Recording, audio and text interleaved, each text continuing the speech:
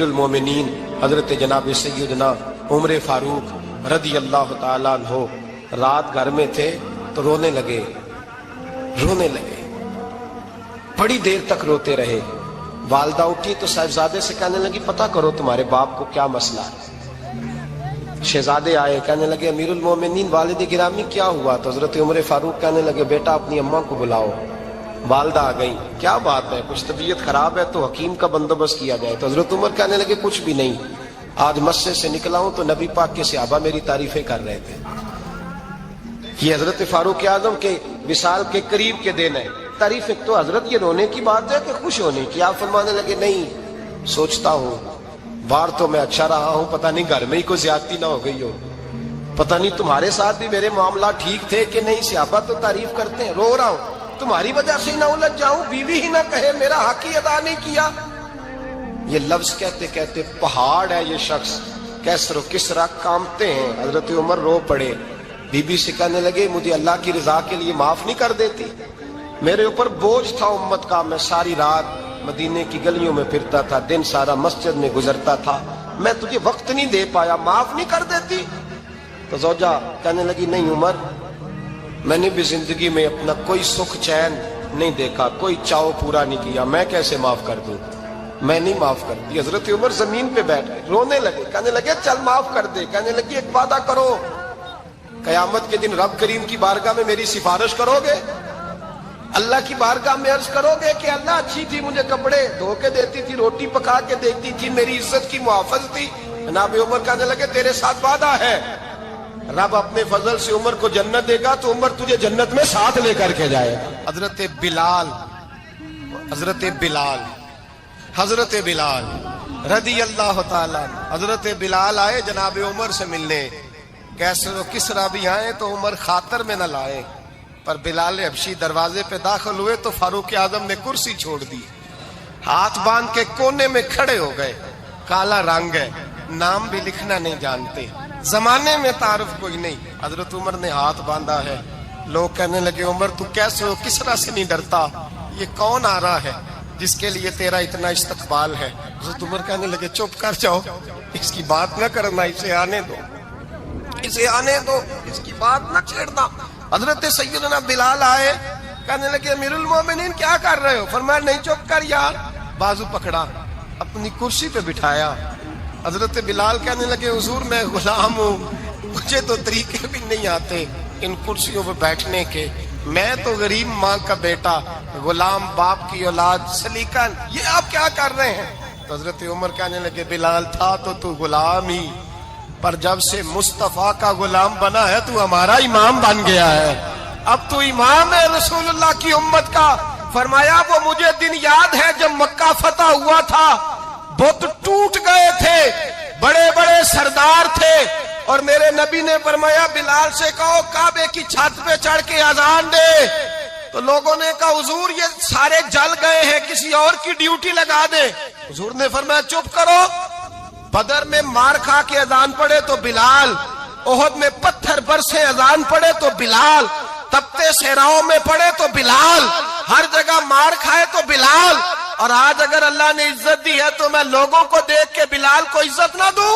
میں بتانا چاہتا ہوں کہ رسول اللہ کی غلامی میں عزت ہے۔ فرمایا کوئی اوپر نہیں چڑھے گا، ابو بکر بھی نیچے، عمر بھی نیچے، عثمان و علی، طلحہ اور زبیر بھی نیچے۔ آج یہ حبشی غلام کعبے کی چھت پہ چڑھے گا اور میں دنیا کو بتاؤں گا کہ اصل عزت اسی کے پاس ہوتی ہے جو رسول اللہ کا غلام ہوا کرتا ہے۔ بھائی یاد رکھیں عزت حضور کی غلامی میں ہے، نہ یہ دیکھو میری برادری کیا کہتی ہے۔ حضرت سلمان فارسی گورنر تھے، کھانا کھا رہے تھے، دسترخوان بچھا تھا، رسول پاک صلی اللہ علیہ وسلم کا فرمان ہے روٹی کا لقمہ دسترخوان پہ گرے اٹھا کے کھا لو، اللہ تمہاری بخشش فرما دے گا۔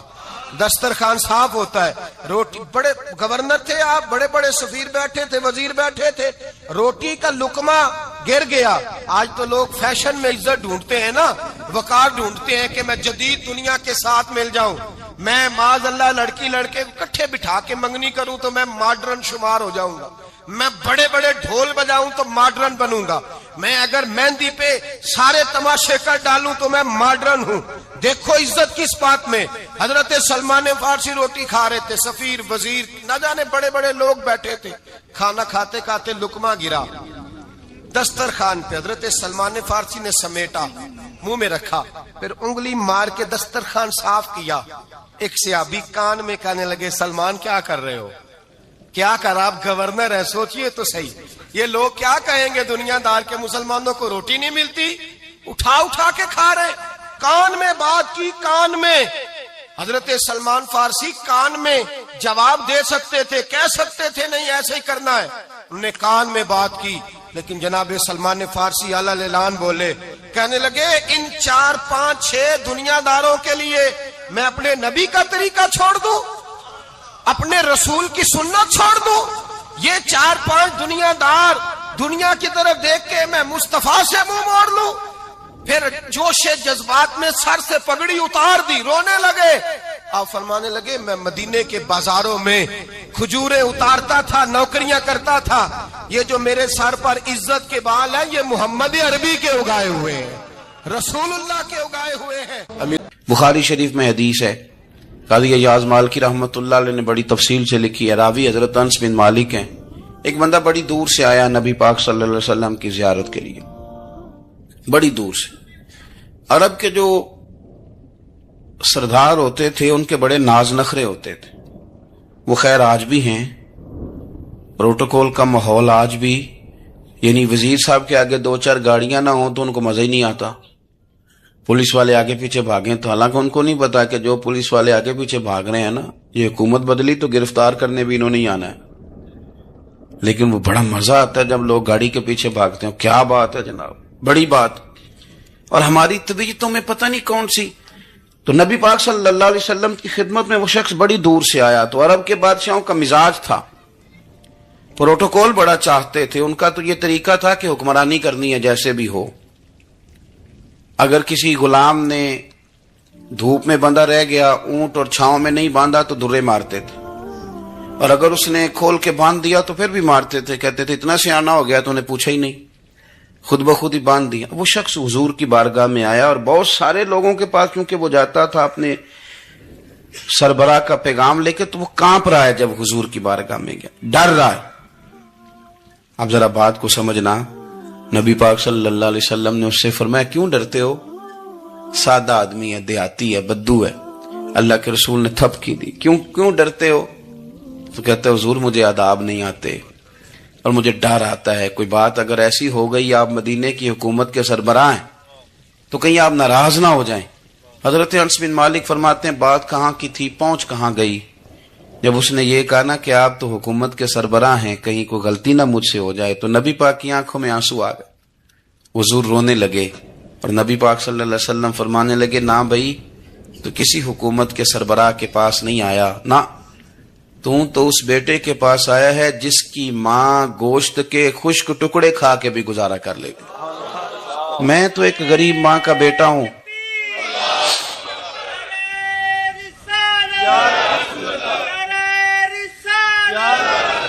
بھائی اگر آپ کا یہ ذوق بن جائے، دیکھو نا آج تو لوگ بھول جاتے ہیں نا، کپڑے بدل لیتے ہیں تو وہ سمجھتے ہیں کہ شاید سارا کچھ ہی بدل گیا، یعنی گاؤں سے آ کر پڑھنے والے بھول ہی گئے ہیں کہ کس کی ماں نے کتنا زیور بیچا تھا۔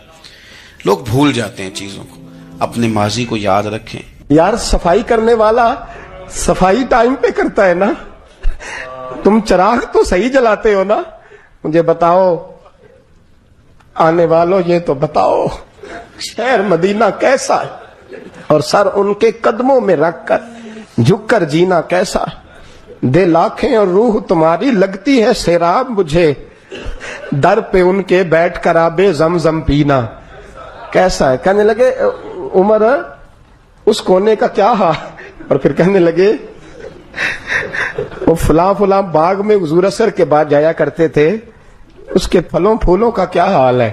تو حضرت عمر کہتے ہیں بلال کی باتیں سن کے میں رویا، تو میں نے کہا بلال تجھے اتنا پیار ہے تو چھوڑ کیوں آیا ہے؟ تو کہنے لگے عمر میرا وجود شام میں رہتا ہے پر دل میرا مدینے میں ہی رہتا ہے۔ روح میری مدینے میں ہی رہتی ہے، بس سجنا باج محمد بخشا، کی مرنا تے کی جینا، کہاں وہاں ہی رہتا ہوں۔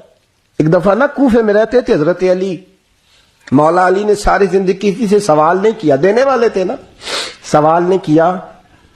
ایک بڑی خوبصورت قندیل ایک شخص لایا، خوبصورت لالٹین بنی ہوتی تھی وہ، اور اس میں تیل مٹی کا نہیں ڈالتے تھے، خوشبو والی کوئی چیز ڈالتے تھے تو وہ جلتی تھی۔ وہ لایا کوفے کی جامع مسجد میں، حضرت علی کوفے آ گئے، کہا حضور یہ جلا لے۔ جب وہ لایا نا قندیل تو حضرت علی نے زندگی، امام حسن کہتے ہیں میں نے عجیب زندگی بھر سوال نہیں کیا۔ اس سے کہنے لگے میں نے کبھی کسی سے کچھ مانگا نہیں، اس طرح کی ایک اور مل جائے گی؟ تو اس شخص ایسے جیسے وہ عرش پہ نہیں بیٹھ گیا کہ علی نے مجھے کہہ دیا ہے، کہنے لگا حضور مل جائے گی۔ فرمانے لگے لے جاؤ، کہتے ہیں وہ لے کے آیا۔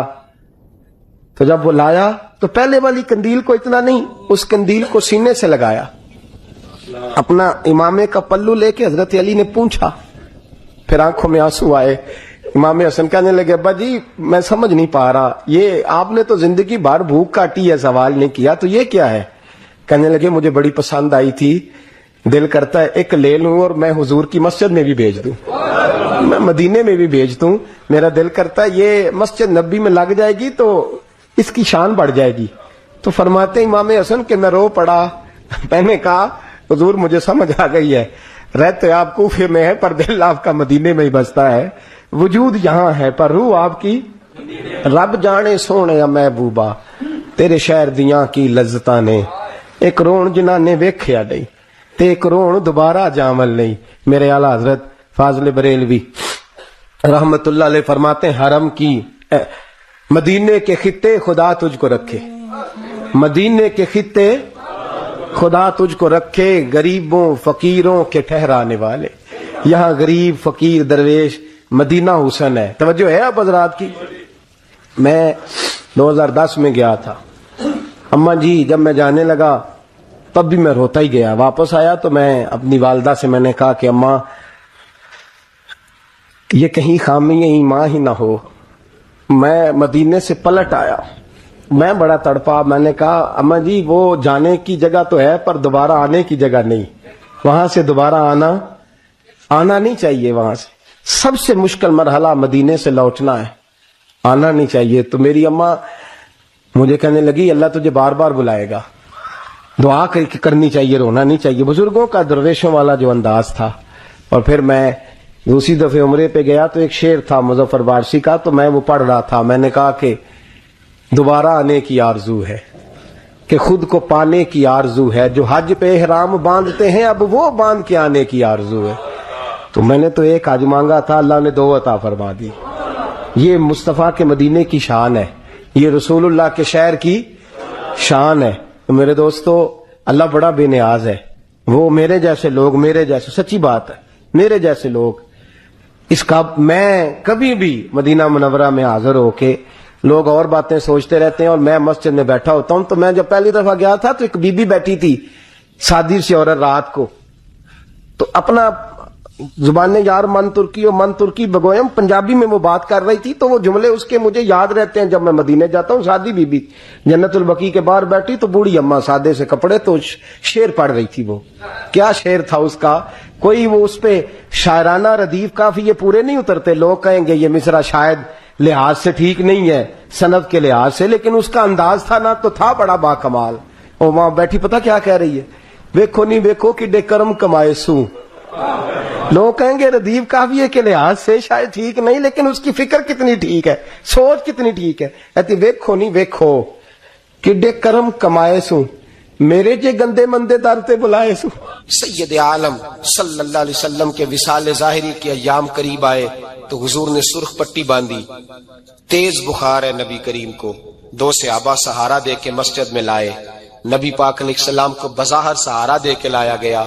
کریم رسول نے لوگوں کو جمع کیا، حضور آج کیا ہونے والا ہے، آج کیا کہا جائے گا، آج کس لیے میٹنگ بلائی ہے؟ نبی کریم کے کل صحابہ جب مسجد میں جمع ہوئے تو کھچا کھچ مسجد بھری ہے۔ وصال ظاہری سے چند یوم پہلے کی بات، نبی پاک نے فرمایا آج تمہیں کوئی جہاد کی ترغیب نہیں دینی، آج کوئی نیا پیغام نہیں دینا، آج تمہیں بتانا ہے کہ رب نے اپنے بندے کو اختیار دیا ہے، چاہے تو دنیا میں رہے چاہے تو اس کی بارگاہ میں حاضر ہو جائے. اس عبد نے بارگاہ ربوبیت کی طرف لوٹنے کا ارادہ کر لیا ہے. حضرت صدیق اکبر رونے لگے تو صحابہ نے کہا تمہیں کیا ہوا؟ کہنے لگے سمجھ نہیں رہے, کسی کی بات نہیں کر رہے, نبی پاک تو اپنی بات فرما رہے ہیں. اس نے جانے کا ارادہ کر لیا. سنیے میرے بھائی, محبوب پاک نے فرمایا بھائی کسی شخص کو میری طرف سے کوئی تکلیف پہنچی ہو تو بدلہ لے سکتا ہے, بدلہ لے سکتا ہے. کسی کو تکلیف پہنچی ہو. صحابہ پھوٹ کے رونے لگے. محبوبہ کرم ہی کرم ہوا ہے, رحمت ہی رحمت آئی. آپ کے بارے میں گمان کرنے والا بھی دائرہ ایمان سے نکل جائے گا. حضور آپ کیا فرما رہے ہیں؟ فرمایا نہیں بھائی اٹھو. پیچھے سے جناب عکاشہ بن محصن اٹھے, ہاتھ کانپتے ہیں, آگے بڑھے, کہنے لگے یا رسول اللہ, ایک جنگ کے موقع پر آپ نے درہ مارا تھا, ننگی پیٹھ پر صفیں سیدھی کراتے, بات دل میں رہ گئی ہے, میں نے بدلہ لینا ہے. نبی کریم نے فرمایا بلال دوڑ کے جاؤ, فاطمہ کے گھر درہ پڑا ہے, درہ لاؤ. سیدنا بلال حبشی کہتے میں گیا, دستک دی سیدہ طیبہ طاہرہ. حضرت فاطمہ فرمانے لگی بلال کیسے آئے ہو؟ اماں جی وہ درہ چاہیے تھا. سیدہ کو تشویش ہوئی, کہنے لگے بلال نہ تو جنگ پہ جانا ہے, نہ جہاد ہے, نہ کوئی ایسا موقع ہے. حضور کی تو طبیعت مبارک بظاہر بڑی علیل ہے, درہ کیا کریں گے؟ حضرت بلال عرض کرنے لگے اماں جی ایک صحابی بدلہ لینے لگے ہیں. صاحب طبقات نے جملے لکھے ہیں, کہتے ہیں بی بی صاحبہ نے درہ بھی دیا اور امام حسن حسین کو بھی باہر نکالا. فرمانے لگی عکاشہ سے کہنا 100 درے مارے, ان 2 شہزادوں کے جسم پر نبی پاک کے قریب نہ جائے. میں نے 2 بچے پیدا ہی اپنے محبوب پر قربان کرنے کے لیے کیے, ان کو لے جائے. حضرت بلال کہتے میں 2 شہزادے لے کے آیا, اور جب دروازے میں میں لے کے پہنچا تو نبی پاک نے دیکھا تو آنکھوں میں آنسو آ گئے. فرمایا ان کو بٹھا دو, مجھے پتا ہے فاطمہ نے کیا کہہ کے بھیجا ہے. حضرت سیدنا بلال فرماتے ہیں درہ میں نے جناب عکاشہ کو دیا. حضرت عکاشہ درہ لے کے آگے جو بڑھے تو حضرت ابو بکر صدیق نے ان کے پیروں پہ ہاتھ رکھا. فرمایا عکاشہ میری طرف آ یار, مجھے مار درے, نبی پاک کے قریب نہ جا. مصطفیٰ کریم نے فرمایا ابو بکر تو ہٹ جا, اسے آنے دے. فرماتے ہیں میں چند قدم آگے گیا تو مولا علی شیر خدا نے میرے پیر پہ ہاتھ رکھا. کہنے لگے عکاشہ سوچ تو صحیح تو کیا کر رہا ہے؟ حضور نے فرمایا علی ہٹ جاؤ, میرا اور ان کا معاملہ ہے. جناب عکاشہ آگے بڑھ رہے. نبی کریم نے فرمایا میں اپنی امت کو درس دینا چاہتا ہوں, خبردار خبردار زندگی میں تمہارے ہاتھ سے زبان سے کسی کو تکلیف نہ پہنچنے پائے. خبردار یاد رکھنا وہ معاشرے بگڑ جاتے ہیں, وہ معاشرے تباہ کر دیے جاتے ہیں جہاں ظلم ہوتا ہے, جہاں زیادتی ہوتی ہے, جہاں لوگوں کو ستایا جاتا ہے. محبوب کریم کے قریب آئے حضرت عکاشہ کا, حضور میری پیٹھ ننگی تھی, آپ بھی ذرا کپڑا ہٹائیے. نبی کریم نے پیٹھ سے کپڑا ہٹایا. جناب عکاشہ نے درہ جو اٹھایا تو صحابہ کی چیخیں نکلی.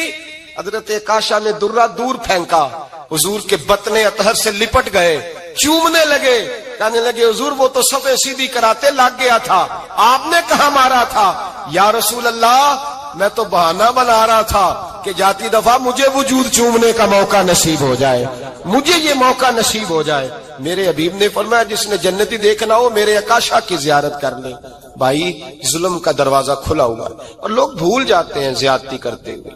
وہ بہو سے ہی کیوں نہ کرے, وہ اپنے گھر کے بھول جاتے ہیں کہ شاید پوچھنے والا کوئی نہیں, شاید میزان نہیں لگے گا. ایران کے بادشاہ نے اپنے بیٹے کو پڑھانے کے لیے ایک استاد صاحب کا بندوبست کیا. استاد صاحب کو کہا کہ میرے بچے کو دین پڑھائیے, میں چاہتا ہوں کل اس نے عنان حکومت کو سنبھالنا ہے تو یہ دین سے آگاہ ہو جائے, اس کو کچھ سکھائیے پڑھائیے.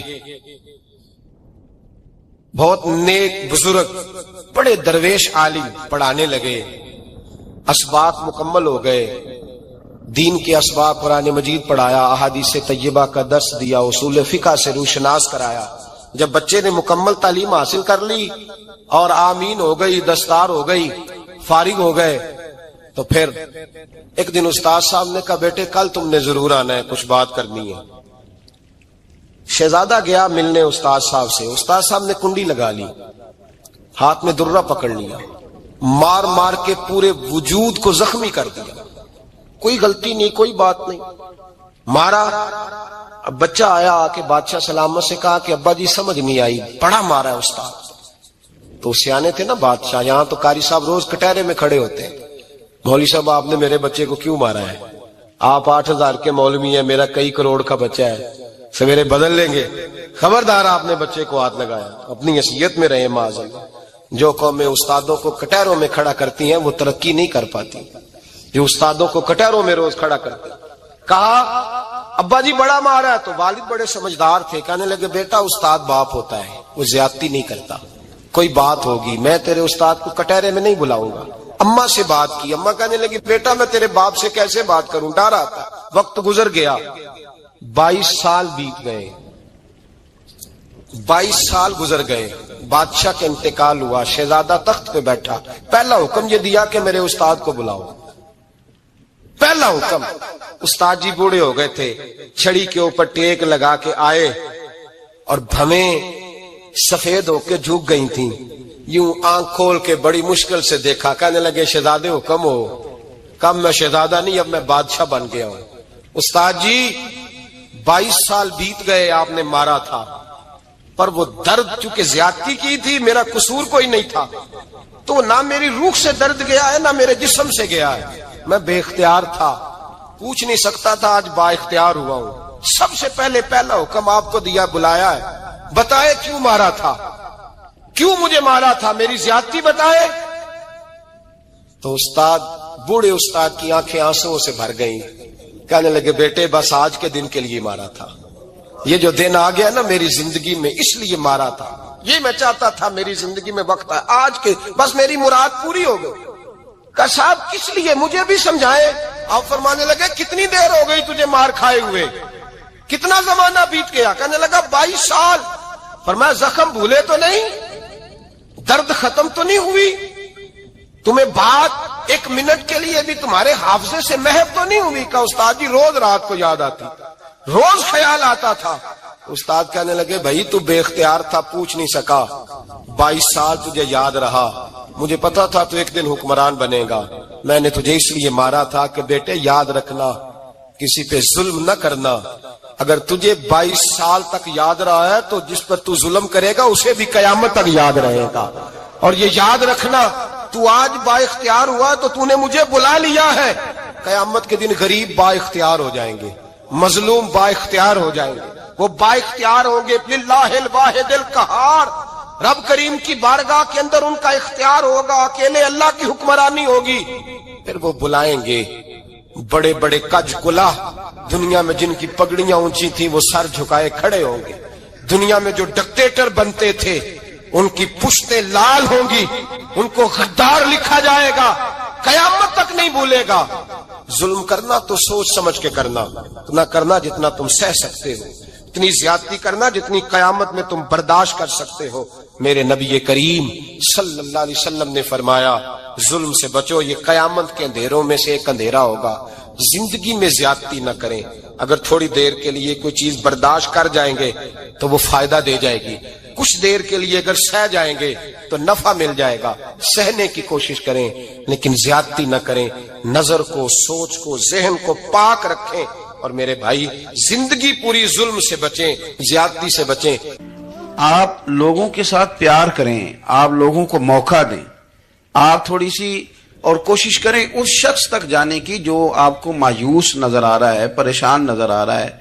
ये हमें मिलाद वाले महबूब सल्लल्लाहु अलैहि वसल्लम ने दरस दिया। एक और पहलू, हुजूर सैयद आलम सल्लल्लाहु अलैहि वसल्लम ने, हमारे यहाँ ना अभी भी बरादरी की तकसीम है, अभी भी, और कुछ मैंने ऐसे कमजोर लोग भी देखे, ये इस तरह की हरकतें हारे हुए लोग करते हैं। हारे हुए लोग जो अपने आप को समझते हैं कि मैं को बड़ा आदमी हूं।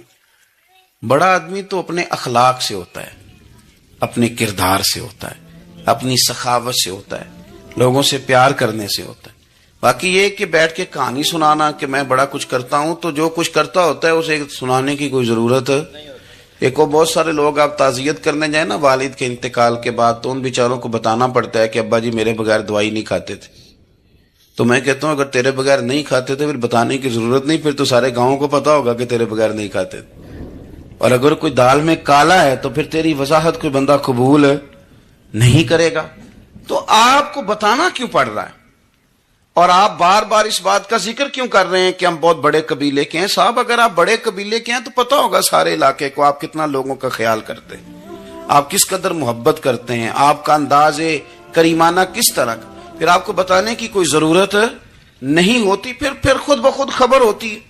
حضرت سیدنا ابو ذر غفاری رضی اللہ تعالیٰ عنہ، قبیلہ بنو غفار ایک بڑی شاخ تھی قبیلوں میں سے، جو لوگ اس زمانے میں مالدار قبیلوں سے تعلق رکھتے تھے، ان میں سے ایک بڑا نام تھا۔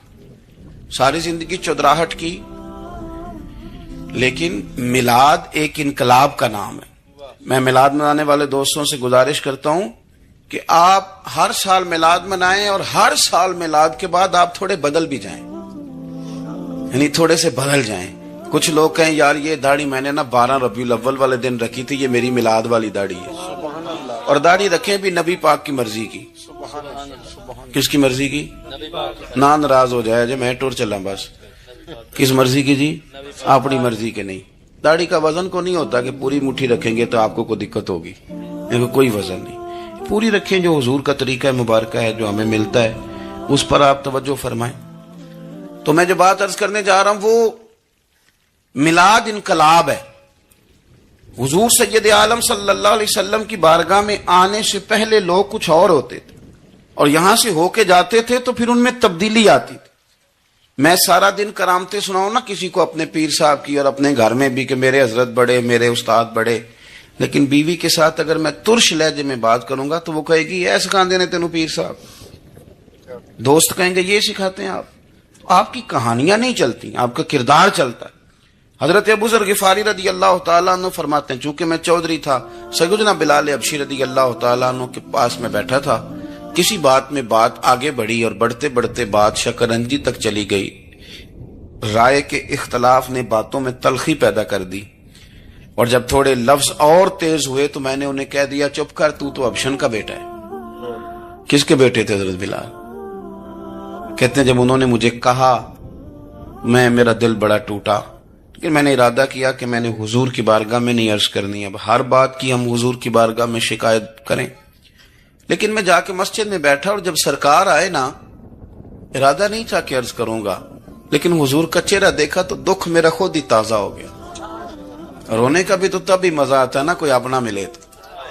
فرماتے ہیں کہ میرے آنسو نا بغیر اختیار کے چھلک پڑے، اور میں کھل کے روئے، کھل کے۔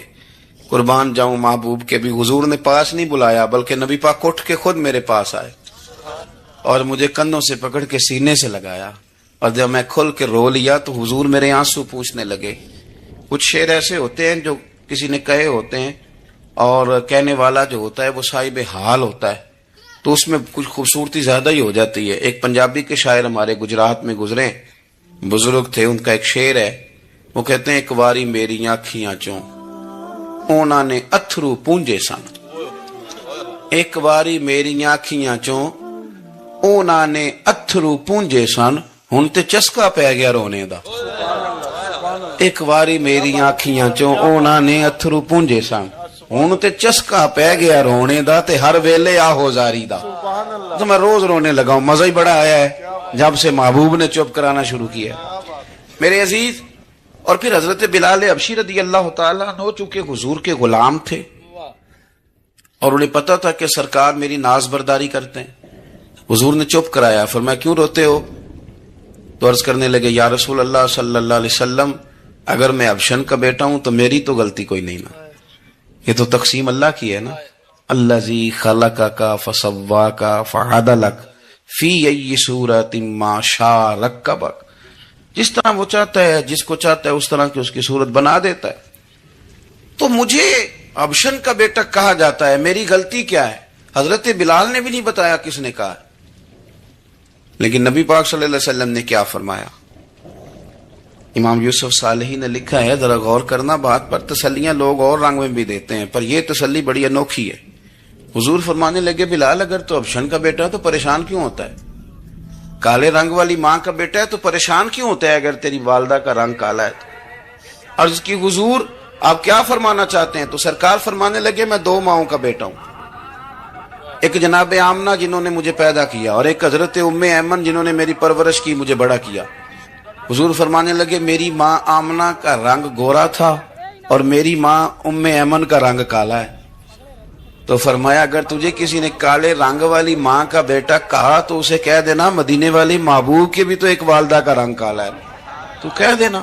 حضرت بلال کہتے ہیں کہ وہ اس طرح کی تسلی تھی، طفل تسلیاں نہیں جس طرح کی ہمیں دی جاتی، وہ اس طرح کی خوبصورت تسلی تھی کہ اس کے بعد میرا دل ایسا ٹھنڈا ہوا، پھر کسی کا تانا نہیں رہا، پھر کسی کی تکلیف نہیں رہی۔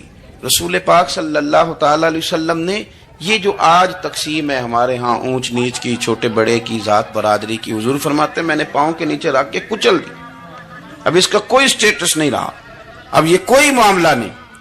نبی پاک صلی اللہ تعالی علیہ وسلم کے بہت سارے صحابہ بڑی شانوں والے، ایک صحابی کا ہم آج ذکر کرنے جا رہے ہیں جن کا نام ہے حضرت ابو ذر غفاری رضی اللہ تعالی۔ ہمارے صوفیاء تصوف میں ایک جملہ بولتے ہیں کہ تیرا تو فقر ابو ذر ہے، یعنی جن کو صحیح درویش کہتے ہیں نا، صحیح درویش۔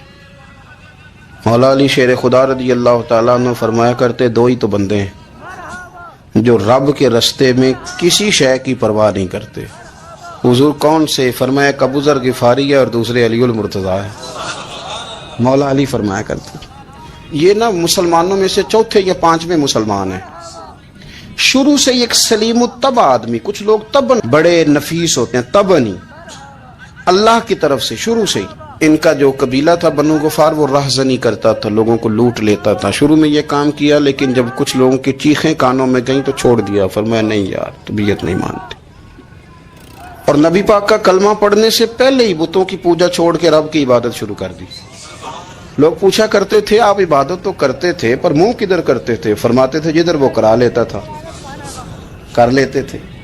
کسی نے انہیں بتایا کہ مکے میں ایک شخص ہیں جنہوں نے اعلان نبوت کیا ہے، آپ کی طرح کی باتیں کرتے ہیں، انہوں نے اپنے بھائی کو بھیجا، ان کا نام انیس تھا، پتہ کر کے واپس آئے، بھائی کہنے لگے ابو ذر، ان کا نام جندب ہے، اصل میں ذر ان کے بیٹے کا نام ہے اور کنیت سے زیادہ معروف ہیں، ابو ذر غفاری کہلاتے ہیں۔ فرماتے ہیں کہ بھائی نے آ کے بتایا کہ وہ نیکی کا حکم دیتے ہیں، برے کاموں سے منع کرتے ہیں، صلہ رحمی کا پیغام دیتے ہیں، لیکن لوگ سارے مخالف ہیں۔ یہ چیز بھی بڑی کاؤنٹ ہوتی ہے، اسے نہ کاؤنٹ کیا کریں، لوگوں کی ترجیحات بدلتی ہیں، صبح کچھ دوپہر کچھ شام کچھ، اسے نہ کاؤنٹ کریں۔ انہوں نے اس بات کو کاؤنٹ کر کے بتایا کہ لوگ ان کے جو ہے نا وہ مخالف ہیں سارے۔ تو حضرت ابو ذر غفاری کہنے لگے مجھے تسلی نہیں ہوئی، میں خود جا کے پتہ کروں گا۔ کہتے ہیں مکہ شریف آیا تو کسی ایسے آدمی سے پوچھ بیٹھا، میں تو کچھ اور سمجھا تھا وہ کچھ اور نکلا۔ مکے والوں نے بڑا مارا، مکے پہنچ کے پہلی جو چیز ملی وہ مار کھانے کی تھی۔ اب میں ڈرتے کسی سے پوچھتا ہی نہ، بھوک بھی بڑی تھی، رہنے کو جگہ نہیں تھی، حرم شریف میں لیٹا رہتا تھا۔ میرے نصیب دیکھو، مجھے ایک شخص نے نہ آ کے ہلایا، کہنے لگے اگر مناسب سمجھیں تو میں آپ کو دیکھ رہا ہوں کافی دیر سے، آپ کوئی پردیسی ہیں، آپ کا اپنا مہمان نہ بنا لوں؟ تو میں نے کہا آپ کا کیا نام ہے؟ کہنے لگے میرا نام ہے علی ابن ابی طالب۔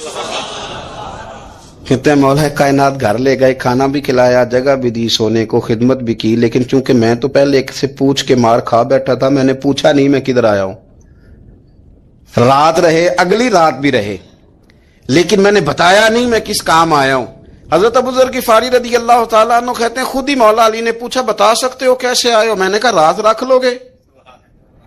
فرمایا بڑا کشادہ سینہ دیا رب نے مجھے، تو بات تو کر۔ کہنے لگے یار میں تو محمد مصطفیٰ کی زیارت کرنے آیا ہوں صلی اللہ تعالی علیہ وسلم۔ یہ بے نیاز لوگوں میں سے ہیں حضرت سیدنا ابو ذر غفاری، میں حضور کی زیارت کے لیے۔ حضرت علی کہنے لگے سویرے لے چلوں گا۔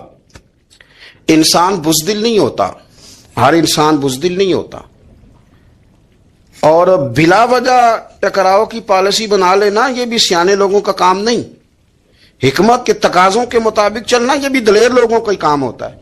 حضرت مولا علی کہنے لگے صبح لے کے چلوں گا پر حالات ٹھیک نہیں، شرارتی لوگ ہر جگہ ہوتے ہیں، اگر کوئی شرارتیوں کا ٹولہ ملا نا جو کھڑا ہوگا جاسوسی کرنے کے لیے کہ حضور کی طرف کون کون جا رہا ہے، تو میں نیچے جھکوں گا جوتے کا تسمہ ٹھیک کرنے کے لیے، لیکن آپ نے نہیں کھڑے ہونا، آپ نے چلتے رہنا ہے تاکہ کسی کو شک نہ ہو۔